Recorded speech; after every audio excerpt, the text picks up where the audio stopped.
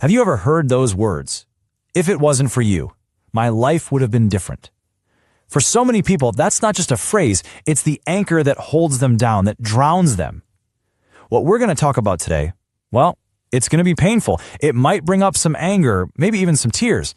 But I really need you to stay with me because this might be the moment you finally see the invisible chains that have been shaping your entire life.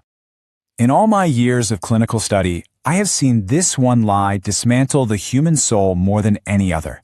It's the foundational myth that allows a family to become a kind of prison. You see, a parent's failure gets repackaged as your sin, their sacrifices become your debt, and their love, well, their love becomes the ledger where every single transaction is recorded. You know, we're all raised on these fairy tales. A father's love is like a mountain. A mother's love is like water. We're told it's all unconditional. But for so many, this isn't just a lie, it's a poison. The truth is, in many families, having a child isn't an act of love. It's a calculated response to a deep survival anxiety. Let's really break this down. This isn't about raising a life, it's about investing in an asset. See, when parents feel that their own lives are a failure, they need something. They need an insurance policy for their old age, or a trophy to show off and win praise, or sometimes just an emotional dumpster for all their frustrations. And so, a child is born. And from that very first moment, your life isn't really your own. It's an entry in their retirement plan. That's the brutal truth behind the idea of raising children to provide for you in your old age. I remember this one client so clearly. A brilliant artist, just terrified of his own success. Every single time he was on the verge of a real breakthrough, he'd sabotage himself. And in our sessions, he told me he could hear his father's voice echoing in his head every day. Do you have any idea how much we've spent on you, on your food, your school, your life? Don't you dare waste it. His whole existence had been framed as a cost, a debt that he could never ever repay. So this is what that invisible ledger looks like. Every meal, every piece of clothing, every school drop-off, it all has a price tag attached. It's not a gift, it's a loan. And when you're grown, that bill comes due, with interest. You hear it all the time, right? After all I've done for you, you dare to talk back? After all the hardships I went through for you, you refuse to listen to me? This isn't love, it's blackmail. It is the language of a creditor talking to a debtor. So how is this control maintained? Well, it's a systematic process. First, your unique self, your individuality, is targeted. Any dream or ambition that deviates from their plan is called dangerous or selfish or just plain stupid. Second, fear is weaponized. Every little attempt you make at independence is met with some kind of harsh punishment.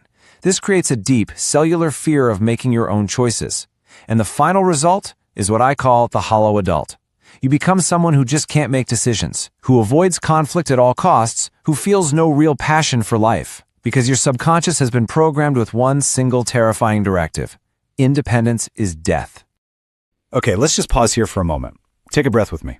If you take away only one thing from what we've just discussed, please let it be this. Your existence is not a line item on a balance sheet. You are a human life, not a financial investment. Your worth is inherent, not something calculated by a return on investment. Now, let's move on to the second role a child can play, the trophy. I once worked with a client I used to call the hollow prodigy. On paper, her life was perfect. Degrees from top universities, a high-paying job, the whole package. But her eyes were just empty. And she confessed to me, I have never once felt joy from any of my achievements. They weren't for me. They were just something for my mother to brag about at family gatherings. You see, for parents who feel worthless inside, a perfect child is the ultimate status symbol. Let's decode the language they use, because it's almost never about you. When they say, why can't you be more like your cousin? They're not actually worried about your future. They're worried that your supposed mediocrity makes them look bad. Their pain isn't empathy for your struggle. It's the sting of their own wounded pride. Your failure doesn't scare them because you're hurting. It horrifies them because it pierces their fragile ego. It exposes the one truth they can't possibly face, that they themselves are ordinary. And this brings us to the most insidious function of all, the blame machine. I often think of a young woman I knew, the girl who ran in place.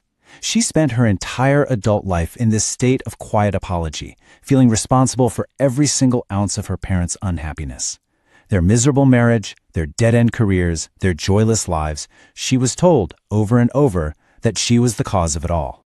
This is the ultimate act of emotional cowardice. A child is the perfect scapegoat. Think about it. They're helpless, they're dependent, they're totally unable to refute the charges. By creating a child, these parents create a reason for all their failures. Their inability to live, to grow, to be happy, it can all be blamed on the great sacrifice of raising you.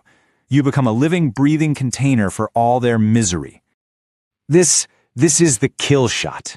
This is the one line designed to instill a lifetime of guilt you never earned. In all my years of practice, I believe this is the single most destructive sentence I have ever heard, and it is a lie, a complete lie.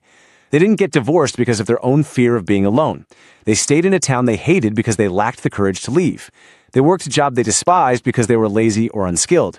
But admitting any of that is just too painful. It is so much easier to point out a small child and say, "It was all for you."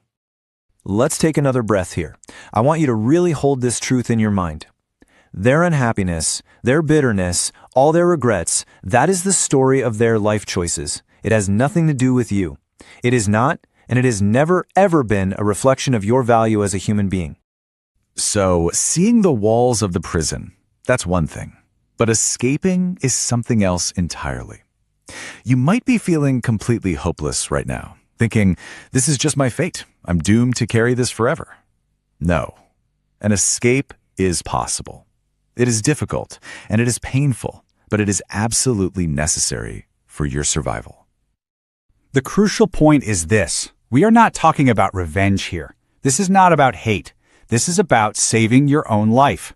To truly live, to become the person you were always meant to be, you must complete a kind of spiritual patricide. And let me be perfectly clear, I am not speaking of violence. I'm talking about a profound internal separation. It's a declaration of your own spiritual independence.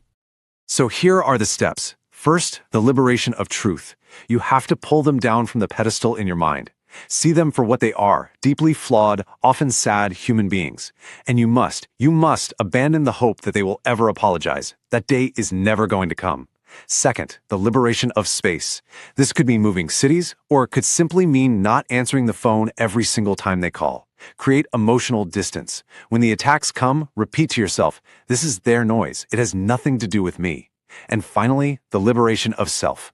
You must become your own parent. Buy yourself the gift you always wanted. Speak to yourself with kindness. Give yourself the safety you never, ever received.